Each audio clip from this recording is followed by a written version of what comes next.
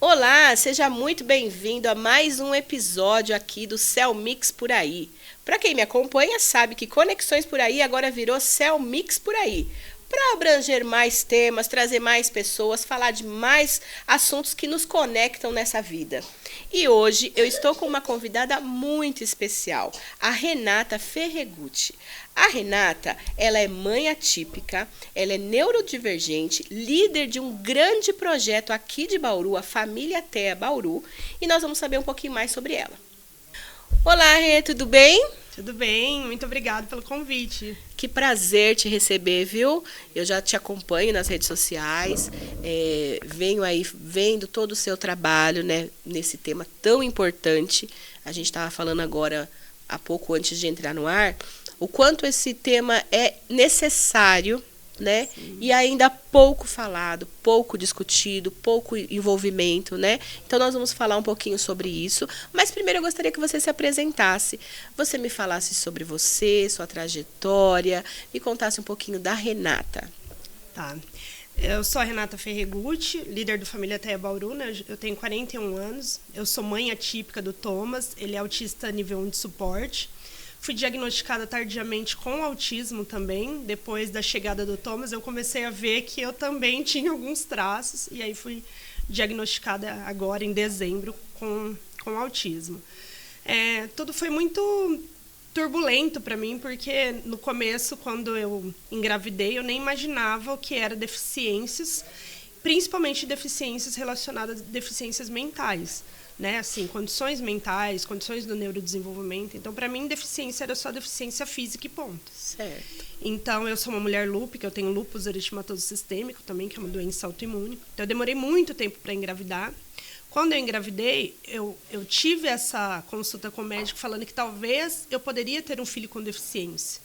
Mas como deficiência para mim era física, como passou toda a gravidez, tudo lindo, todos os ultrassons maravilhosos, quando ele nasceu, eu pensei, pronto, né? Vulgo perfeito, né? Então não tem nada, tô tranquilo. E aí, com 1 ano e 1 mês, o Thomas começou a apresentar sinais mesmo de alerta, os sinais clássicos do autismo. E aí aquilo começou a me preocupar, porque eu não sabia o que era. Eu só achava ele diferente, o comportamento dele diferente. Então aí eu comecei a desconfiar mesmo e o autismo caiu aí na minha vida de paraquedas. Então é bem complicado, assim, porque o autismo ele não é que nem outras deficiências, que a criança já nasce com ela, ou que a mãe consegue ver no ultrassom. Não, ela chega de repente, né? O Rê, me fala uma coisa. Você me disse que você observou alguns comportamentos que era diferente, mesmo você não sabendo o que era. Que tipo de comportamento ele apresentava? Eu tenho um irmão, né, o Lucas, ele é 10 anos de diferença minha. Eu cuidei do Lucas quando ele era pequeno. Uhum. Apesar de ter feito muito tempo, quando eu tive o Thomas, eu imaginava, baseava naquele cuidado que eu tinha com o meu irmão.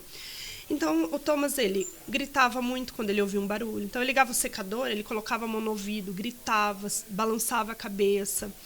Ele não respondia comando simples. Então, a chupeta caiu no chão. Eu falava, filho, pega. Nada. Eu falava com ele, ele não olhava no meu olho. Eu tinha que ficar entrando na frente, tentando virar a cabecinha dele para me olhar. O Thomas, o sinal mais clássico para mim, que foi que me levantou um super alerta mesmo, foi quando ele começou a andar na ponta dos pés. Então, ele não colocava o pé inteiro no chão, ele sempre andava elevado.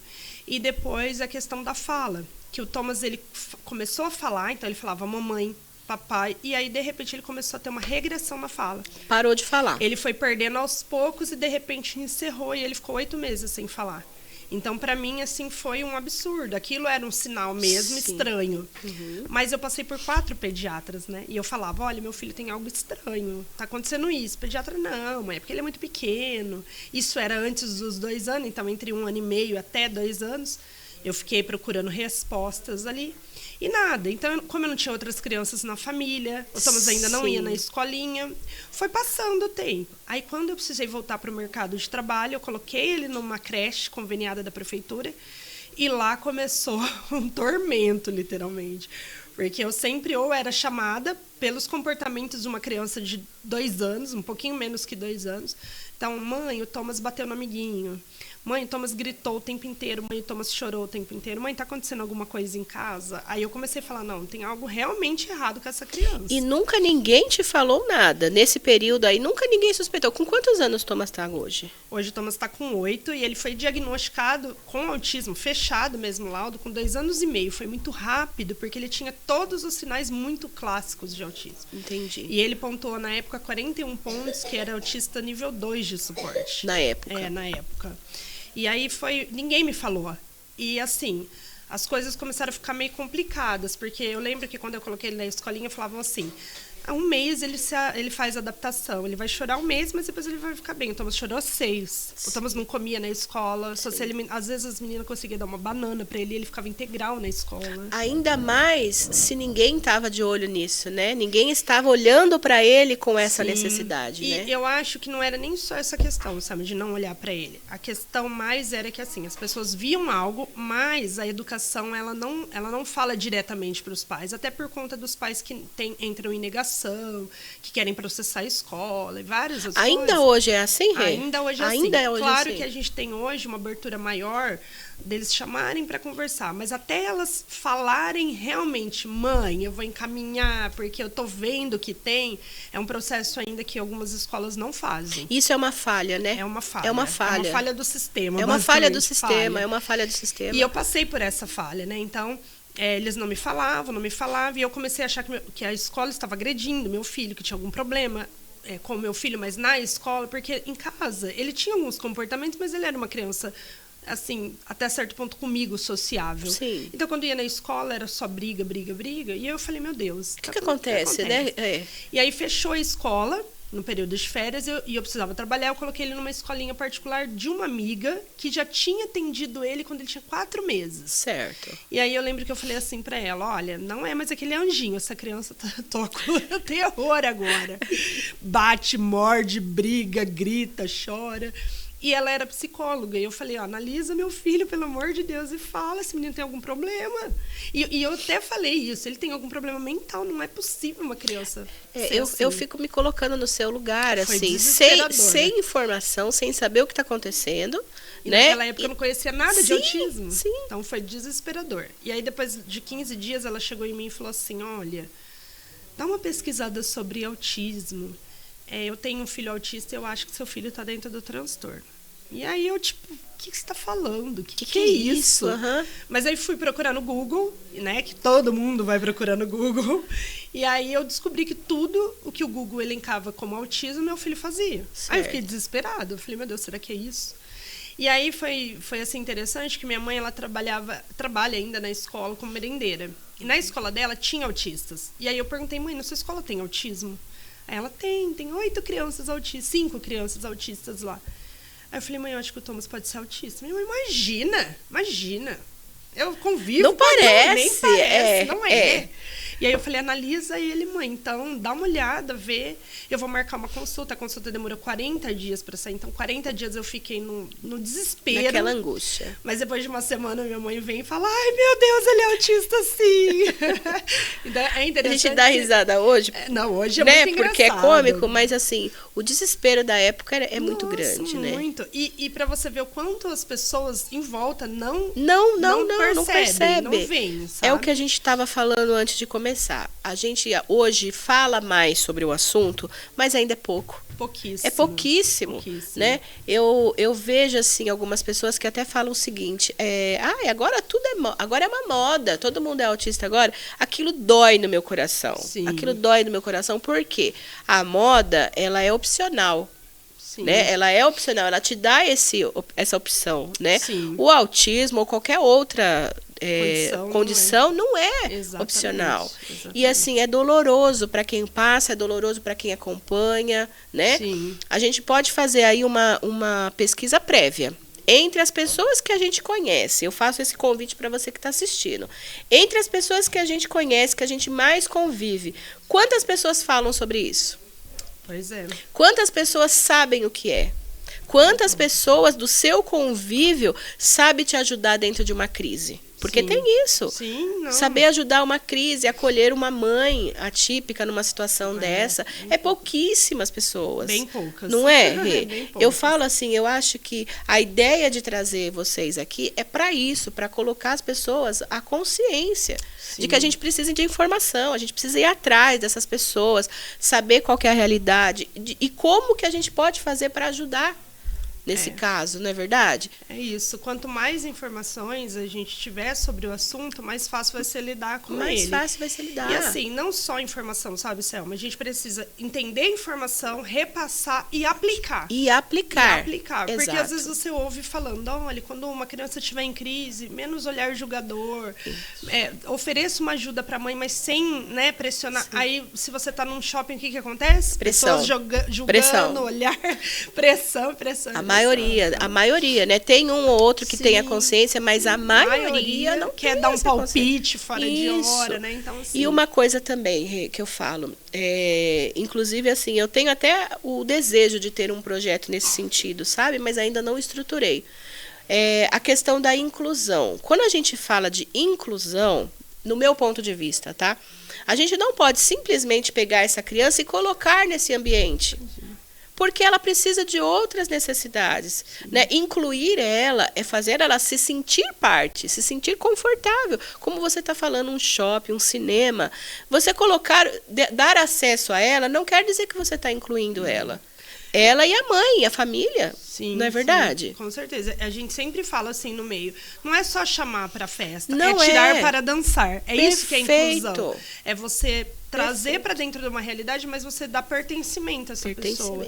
Que muitas pessoas não fazem. Elas pensam, sou um ambiente inclusivo. Tá, e chegou um autista lá, o que eu faço agora? Exato. Não sei. Não tem ninguém. Família? Isso. Não sei. É isso que eu falo, entendeu? Eu falo assim, que a gente precisa aprender essa palavra no sentido dela mesmo. Sim. Né? Como você falou, você deu um exemplo perfeito. Não é só chamar para festa, é chamar para dançar. Exato. Você entendeu? É deixar a criança participar do parabéns do jeito dela, Sim. ela feliz e todo mundo em volta também feliz. Sim. Eu entendo que é difícil em algumas situações, dependendo do contexto, é difícil controlar, mas falta de preparo. E falta de preparo, assim, não é só das pessoas, ou uma ou outra, é de um sistema inteiro. De um sistema inteiro. Vamos dar o exemplo do parabéns. Então, você vai fazer uma festa de aniversário.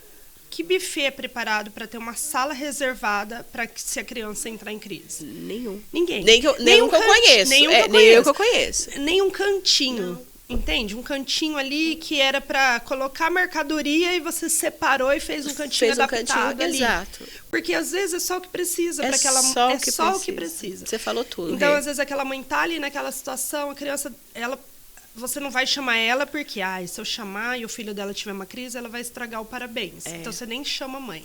Mas não seria legal? Eu vou chamar. Se caso tiver uma crise, eu tenho um cantinho ali para ela ir e acalmar o filho dela. Isso seria o ideal. Isso seria o ideal.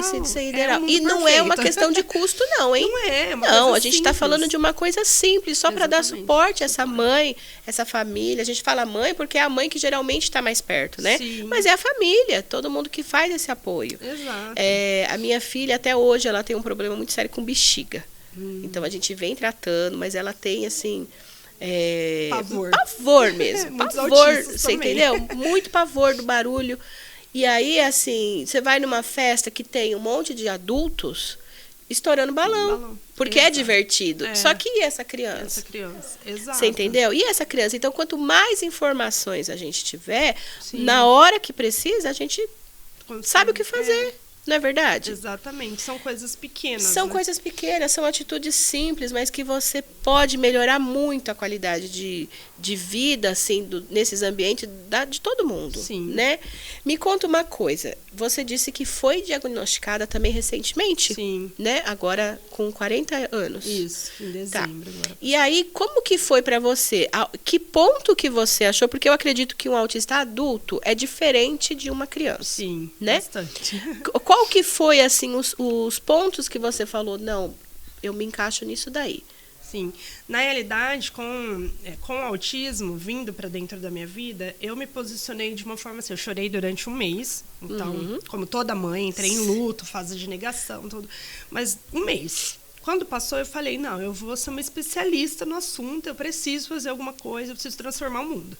Então, eu comecei aquela idealização de que eu preciso fazer alguma coisa. Montei blog, montei página, fui participar do grupo do Família Até e virei até presidente do Lions Clube Bauru Autismo. Certo. E aí, lá, foi muito interessante, assim, porque eu falo que foi um divisor de águas para mim nesse sentido, porque eu estava trabalhando em prol do autismo, eu era presidente, então um foco de visibilidade muito grande, e eu estava junto com uma equipe multidisciplinar, porque no Lions Autismo tem muitas fonos, muita TO, muita psico, então eu comecei a ficar em total visibilidade, então todo mundo vinha até a Renata, olhava para a Renata, e aí começaram a perceber as questões da Renata, que para mim sempre existiu, mas sempre foi natural. Todo mundo faz assim é normal.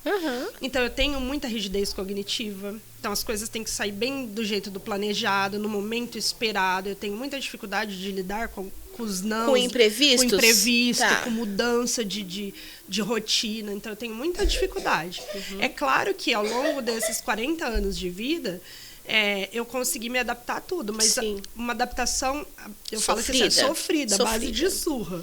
Porque muitas vezes eu perdi muitas coisas pelo caminho, muitas pessoas pelo caminho, por conta desse meu jeito mesmo, sabe? E essas questões de ficar muito nervosa, então algumas coisas me tiram muito do sério, assim, me deixam muito nervosa, e aí eu entrava em coisas assim, de desmaiar, de parar no pronto-socorro, de ter mesmo crise de ansiedade, de pânico, então muitas coisas acontecendo. E ao mesmo tempo, muita frieza em determinados assuntos, então tipo, olha, hoje tá todo mundo dormindo, e aí a Renata vai lá e manda uma mensagem às 6 horas da manhã, então não falou que estava todo mundo, vou dar um exemplo bobo, tá todo mundo dormindo, Renata, e eu, mas o que tem que estar dormindo? Depois pra que acordava, eu ia, entende? Então assim, não tem filtro, a falta de filtro, e isso me acompanhou a vida inteira. Então, assim, eu sempre tive envolvida com muitas coisas durante a minha vida, mas sempre assim, na hora de sair, ninguém chamava a Renata. Sabe aquelas coisas assim? Sim. E aí começaram a pontuar esses não vou dizer defeito, né, mas essas questões dentro lá do time. E aí aquilo começou a me incomodar demais. E assim, foi uma coisa muito séria mesmo. Chegou a me levar 2 vezes para o pronto-socorro, então eu pensei, meu Deus, tem algo errado comigo, não é possível. E aí uma das meninas lá da equipe falou, ela é TO e ela é especialista em diagnóstico adulto. E ela falou, eu vou te dar de presente uma avaliação. E aí, quando eu fiz a avaliação, eu falei, meu Deus, quem que é essa pessoa aqui? Porque a avaliação dela não é só avaliação de autismo, é avaliação de habilidades. Então, assim, eu entendi que eu sempre achei que eu era razoável na questão, por exemplo, de cortar um papel com a tesoura. Eu sou péssima. Eu não consigo andar em linha reta. Eu tenho dificuldade de saber o espaço do meu corpo. Antes você não tinha essa percepção. A gente foi fazer um teste lá e foi muito engraçado para mim, que é uma linha reta, você faz um pé na frente, outro atrás, e você vai andando em linha reta. Depois você volta para o começo e faz isso de olho fechado, para você ter essa noção do espaço que você acabou de fazer. Certo. Eu chegava a cair no chão, eu não conseguia andar em linha reta. E aí eu comecei a puxar todas as coisas que eu passei. Eu reprovei no psicotécnico na minha adolescência. Eu tive que ficar 3 meses de gancho ali pelaquela profissional, porque ela achou que eu tivesse uma disritmia, alguma coisa, e eu tive que fazer várias investigações. Aí, na escola, minha mãe foi chamada, quando eu era pequena, olha, mãe, a Renata passou uma borboleta, ela se perde. Aí eu fiz fono na Fafil, TO na Fafil, mas na época, autismo nem existia. Nem se falava né? Nem não sabia. Então, assim, eu tive muita dificuldade, mas que passou, que eu apanhei ali durante a vida para tentar me adequar. Então, hoje eu entendo que foi muito mascaramento, que é o que a gente chama no autismo de masking, né? Os adultos fazem muito isso, adultos sem essas questões da terapia, tudo a gente aprendeu a mascarar. Então, eu sei que quando eu estou muito nervosa, eu surto mesmo, eu tenho que sair de cena, eu tenho que dar uma desligada. E hoje você já consegue falar, não, eu preciso sair. Não, eu falo assim, que é um exercício muito diário, porque eu tenho consciência hoje, né, depois do diagnóstico, que tudo isso é questão do autismo, mas eu ainda, às vezes, falho de, tipo, não entender que aquele momento é o final. Entendi. Então, como eu faço muito evento, às vezes, que nem no último evento, eu passei mal. Eu tive que sair, porque eu olhava, parecia que a sala ficou pequena, que todo mundo estava me olhando. Eu já estava com esgotamento social, eu tive que sair um pouco, porque até minha pressão baixou. Sim. Aí uma das meninas me acompanhou lá e falou. Então, assim, hoje eu vejo coisas que antes eu falava assim, nossa, Renata, como você é frescurenta, o que está acontecendo com você? E hoje eu entendo que é por conta do autismo. Disso. E além de autismo, eu fui diagnosticada com TDAH também. Junto. Então, pode ter separado também, né? Pode ter um ou outro, ou os dois juntos. Pode ser comorbidade do outro. Tá. Então, aí eu entendi por que eu não consigo dormir cedo, por que minha mente está muito acelerada, porque eu falo demais, porque eu tenho sempre que estar em atividade. E tudo isso, pra mim, era assim, os outros que era preguiçoso, gente. Como que as pessoas não fazem isso? Sim. Você sabe que é muito comum mesmo, né?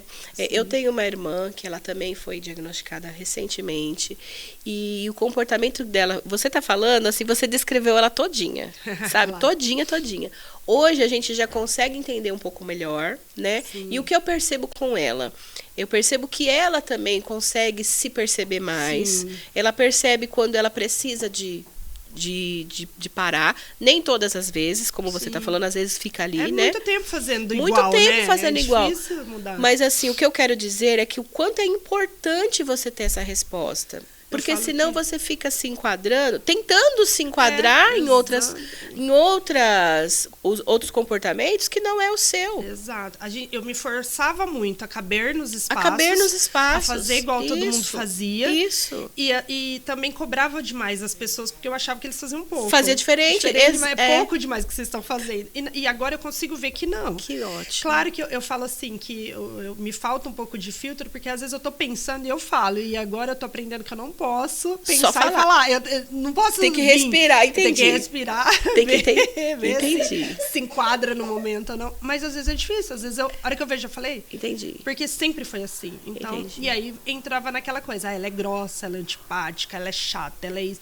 É os nomes que as pessoas dão sem conhecimento, né? Mas foi libertador pra mim. Eu imagino. Porque eu comecei a ver assim, gente, eu passei minha vida inteira isso tentando caber, sendo que eu penso diferente, eu realmente ajo diferente, as coisas pra mim são vistas diferentes. Então agora eu tento fazer o exercício, claro que muitas vezes eu falho, mas hoje eu já tento. Coisa que antes do diagnóstico eu não tentava, porque eu nem sabia. Pra mim todo mundo funcionava dessa forma. Nem se percebia, né, Rê? Então o diagnóstico é libertador. Eu fiquei curiosa uma coisa. Você me disse que você, sendo neurodivergente, você tem um filho autista. Como que é a relação de vocês? Como que é o dia a dia de vocês? Tem dia que é bem difícil. Porque eu tenho essas explosões também. Às vezes a coisa não sai do jeito que eu quero e eu fico muito nervosa. Então eu tenho que lembrar que ele também é. E que ele também, se não sair do jeito que ele programou, ele fica muito nervoso. Porque ele é uma criança? Ele é uma criança, né? Então às vezes eu vou no banheiro e eu... Porque, pra não mostrar o jeito, pra ele, isso. mas eu tento sair porque às vezes... às vezes eu me pego agindo do mesmo jeito que ele. Sim. Na questão do nervoso, questão de não tem que ser assim. E aí eu falo, não, gente, eu não posso. O dele é assim também. Sim. Ele já determinou assim. Então, é bem desafiador, eu sabe? Imagino. Bem desafiador mesmo. Mas hoje eu consigo entender mais ele. Quando ele tem aquelas crises, às vezes o meu marido fala, mas olha como ele está se comportando. Eu falo, não, eu entendo ele, porque é um nervoso quando vem tão grande, e depois, a hora que passa, você fala, nossa, não precisava tudo isso. Por que eu fiquei tão brava assim mesmo? Você nem lembra o porquê. Por quê? Mas na hora é como se você saísse de você perde realmente o controle. E aí eu fico pensando, sabe? Se pra mim, que já passei 40 anos ali, é muito difícil, tem hora, imagina pra ele que tá começando. Ele. Então hoje eu consigo entender ele um pouco mais, até depois do meu diagnóstico. Tentar respirar mais, também saber que ele precisa de limite, porque eu não tive esse limite, né? Não aprendeu, né, lidar com o seu limite. Então, eu tento fazer isso com ele. Eu tento falar, filho, calma, respira, se concentra, espera passar, eu deixo ele sozinho. Sabe, eu dou um tempo pra ele, eu volto, isso que você fez não foi legal, nanana. Mas pra mim é difícil fazer isso também. Eu imagino. Mas olha, é muito legal e muito inspirador a sua história. Muito inspirador você vir falar, né, do seu diagnóstico tardio, do seu filho, de como você aprendeu a lidar com tudo isso, de como você procurou ajuda e como você também está levando isso para frente, né? Com os seus projetos. A Renata, ela é palestrante, ela é líder do grupo Família Teia Bauru, isso. né? Que é um grupo que acolhe essas famílias, que orienta essas famílias dentro daquilo que é possível fazer. Então, é bem legal. Eu vou deixar na descrição dos vídeos os contatos da Renata, também as redes sociais, né? Da Família Teia também. Vai rolar agora uma palestra, né?